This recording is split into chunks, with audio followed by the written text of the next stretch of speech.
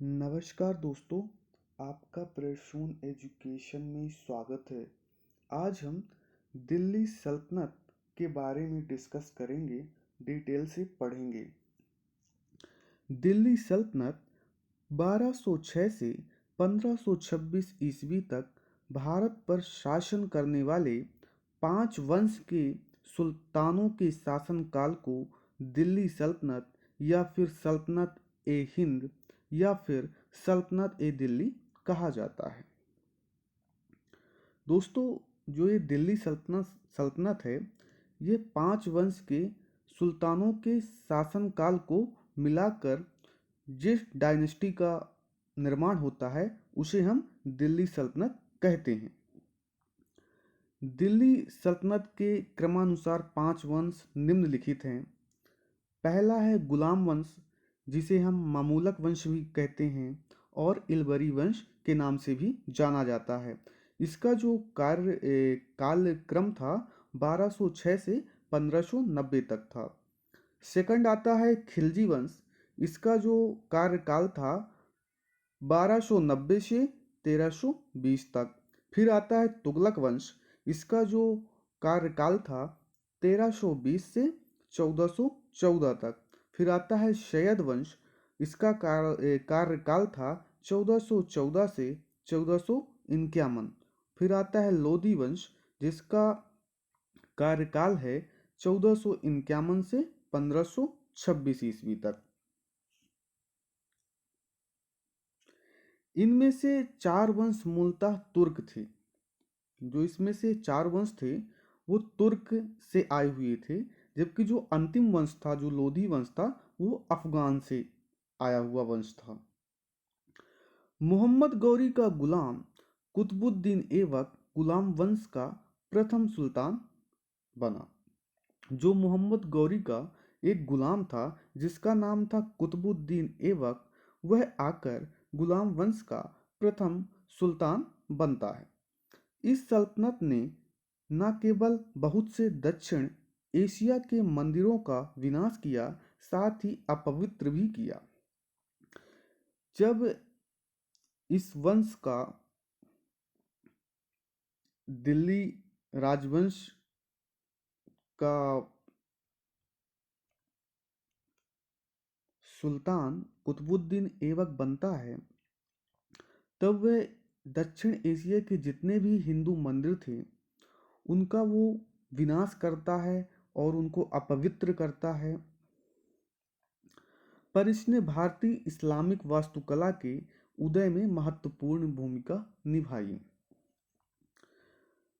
गुलाम वंश 1206 से 1290 ईस्वी। गुलाम वंश को इतिहासकारों ने अलग अलग नामों से पुकारा है। इसका विवरण निम्नलिखित है। गुलाम वंश, प्रारंभिक इतिहासकारों ने इसे गुलाम वंश कहा क्योंकि इस वंश के कुछ शासक गुलाम रह चुके थे, लेकिन यह नाम सर्वाधिक उपयुक्त नहीं है। इसको हम बोल नहीं सकते हैं साक्ष्य मानकर, क्योंकि मोहम्मद गौरी का गुलाम था कुतुबुद्दीन ऐबक। फिर है ममूलक वंश। इतिहासकारों ने इसके बारे में बताया क्योंकि ममूलक का अर्थ होता है ऐसे गुलाम, गुलाम मतलब दास, दास से जिनके माता पिता स्वतंत्र हों, या ऐसे दास जिन्हें सैनिक कार्यों में लगाया जाता है। फिर इलवरी वंश, हम इसे इलवरी वंश के नाम से भी जानते हैं गुलाम वंश को। यह नाम सर्वाधिक उपयुक्त नहीं है क्योंकि कुतुबुद्दीन ऐबक को छोड़कर इस वंश के सभी शासक इलवरी जाति के तुर्क थे। कुतुबुद्दीन ऐबक बस गुलाम था, लेकिन जो और राजवंश थे तो सभी इलवरी जाति के तुर्क थे। तो हम ये नहीं बोल सकते कि इसका गुलाम वंश नाम हो सकता है। गुलाम वंश के शासक, अब इसके शासक कौन कौन से थे। पहला था कुतुबुद्दीन ऐबक, जिसका कार्यकाल था 1206 से 1210 ईस्वी तक। फिर इसके बाद आता है आराम शाह। कुतुबुद्दीन ऐबक का उत्तराधिकारी उसका अनुभवहीन व अयोग्य पुत्र आराम शाह था, किंतु इल्तुतमिश ने इसे अपदस्थ करके सिंहासन पर अधिकार कर लिया। फिर आता है फिर आता है 1210 से 1236 ईस्वी तक इल्तुतमिश का शासन।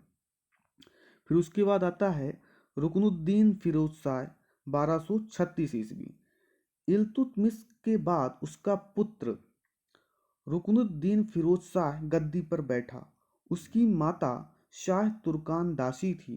मुस्लिम सरदारों ने शाह तुर्कान और रुकनुद्दीन फिरोज की हत्या कर दी थी। फिर इसके बाद आती है रजिया सुल्तान। रजिया सुल्तान से बहुत क्वेश्चन बनते हैं एग्जाम में।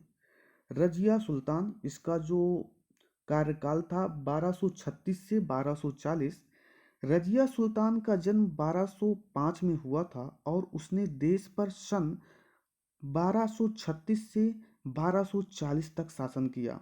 रजिया सुल्तान दिल्ली के सिंहासन में हस्तक्षेप करने वाली पहली मुस्लिम महिला थी।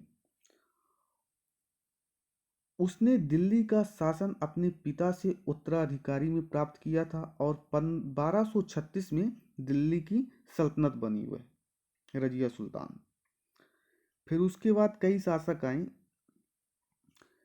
इनके सन याद करिएगा, ये ज़्यादा इम्पोर्टेंट है नहीं, इनके सन पूछ लिए जाते हैं।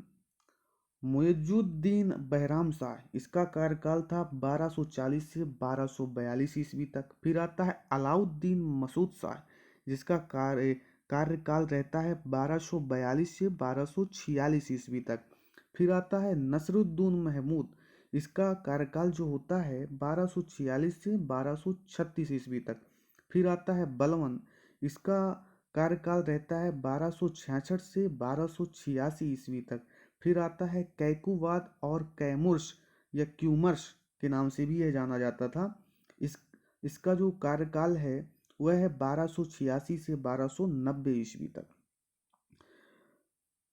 इसके बारे में पढ़िए, सुनिएगा। बुगरा खां की सलाह पर कैकुवाद ने जलालुद्दीन फिरोज खिलजी को शासन संभालने के लिए दिल्ली बुलाया। अब ये क्या करता है कैकुवाद कि ये शासन चलाने के लिए दिल्ली का जलालुद्दीन फिरोज खिलजी को दिल्ली बुलाता है।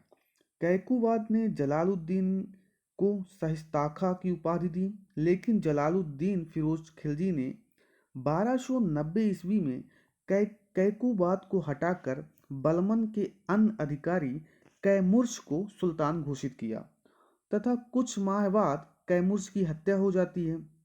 फिर क्या होता है कि जलालुद्दीन ने खिलजी वंश की स्थापना की। इसके बाद खिलजी डायनेस्टी शुरू हो जाती है।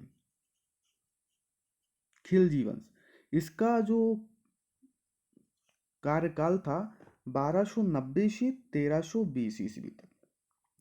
खिलजी वंश का संस्थापक जलालुद्दीन खिलजी था। इसको अमीर वर्ग, उलेमा वर्ग, जनता का समर्थन प्राप्त नहीं था। इसके कारण निम्नलिखित थे।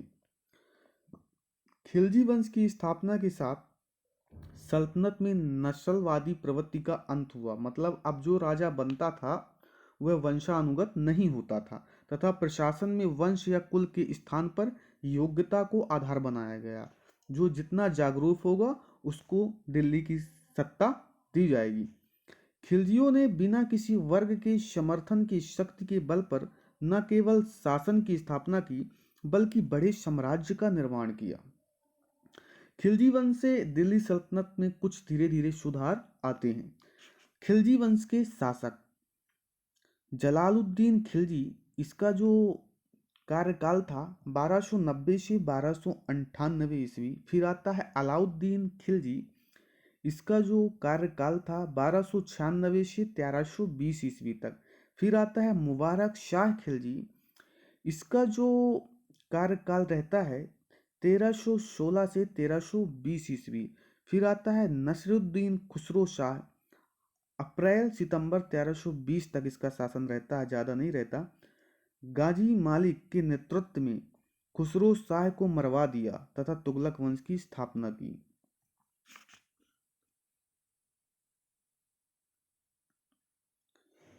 तुगलक वंश 1320 से 1325 ईस्वी तक संस्थापक इसका जो था गयासुद्दीन तुगलक है, तुगलक वंश का संस्थापक। इसका जो पहला शासक बना वही बना गयासुद्दीन तुगलक, जिसका था 1320 से 1325 ईस्वी तक शासन। फिर बना मोहम्मद बिन तुगलक, इसका जो शासन पीरियड था 1325 से 1351 था। फिर आता है फिरोज शाह तुगलक, 1351 से 1388 ईस्वी तक। 1388 में इसकी मृत्यु के बाद तुगलक वंश का पतन हो जाता है और उसका जो पौता रहता है तुगलक शाह गयासुद्दीन द्वितीय के नाम से शासक बनता है, जिसके बाद अनेक कमजोर शासक हुए तुगलक वंश में, जो इस प्रकार हैं। मोहम्मद शाह, फिर हुमायूं हुआ, फिर अलाउद्दीन सिकंदर शाह हुआ। फिर उसके बाद आता है नसीरुद्दीन महमूद, यह अंतिम तुगलक शासक था। दोस्तों, जो वंश में प्रथम और लास्ट शासक जरूर याद रखिएगा, एग्जाम में यही पूछे जाते हैं। 1413 ईस्वी में नसीरुद्दीन महमूद की मृत्यु हो गई तथा कुछ महीनों के लिए दौलत खान नामक अफगान ने दिल्ली पर शासन किया, जिसे हम खिज्र खां के जिसे खिज्र खां ने पराजित कर सैयद वंश की स्थापना की। अब सैयद वंश शुरू होता है। इसका जो कार्यकाल था 1414 से 1451 ईस्वी तक था। खिज्र खां ने सैयद वंश की स्थापना की थी। खिज्र खां ने सैयद वंश की स्थापना की थी। सैयद वंश के शासक खिज्र खां 1414 से 1421, मुबारक शाह 1421 से 1434, मोहम्मद शाह 1434 से 1445 ईस्वी, आलम शाह 1445 से 1451 ईस्वी। 1451 में आलम शाह ने बहलोल लोदी के पक्ष में सत्ता त्याग दी तथा स्वयं बदायूं चला गया। ये क्या करता है आलम शाह कि अपनी सत्ता बहलोल लोदी के पक्ष में त्याग देता है, उसको सौंप देता है और यह बदायूं चला जाता है, यूपी चला जाता है, उत्तर प्रदेश। फिर आता है लोदी वंश, जो लास्ट वंश है दिल्ली सल्तनत का। लोधी वंश भारत का प्रथम अफगान वंश था। अभी तक जितने राजवंश हम पढ़े वो तुर्की थी, लेकिन जो यह राजवंश था ये अफगान राजवंश था, अफगान से आया था। बहलोल लोधी ने इस वंश की स्थापना की थी। लोधी वंश की स्थापना बहलोल लोधी ने की थी और लोधी वंश के शासक जो थे, पहला बहलोल लोधी, जिसका कार्यकाल है 1451 से 1489 ईस्वी। फिर आता है सिकंदर लोधी, इसका कार्यकाल है 1489 से 1517 ईस्वी। फिर आता है इब्राहिम लोधी, 1517 से 1526 ईस्वी। अप्रैल 1526 में मुगल शासक बाबर से इब्राहिम लोदी पानीपत के प्रथम युद्ध में लड़ता है।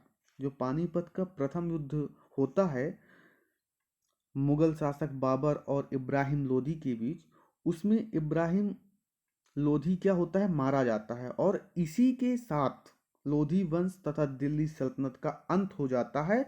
अब जो शासन आता है वह मुगल साम्राज्य का आता है। तो जो अगला वीडियो अपना होगा मुगल साम्राज्य से रिलेटेड होगा। अगर आपको मेरा वीडियो अच्छा लगा हो तो प्लीज़ मेरे चैनल को सब्सक्राइब करिएगा और बेल आइकन को प्रेस करिएगा, जिससे आपको अपडेट मिलता रहे। धन्यवाद।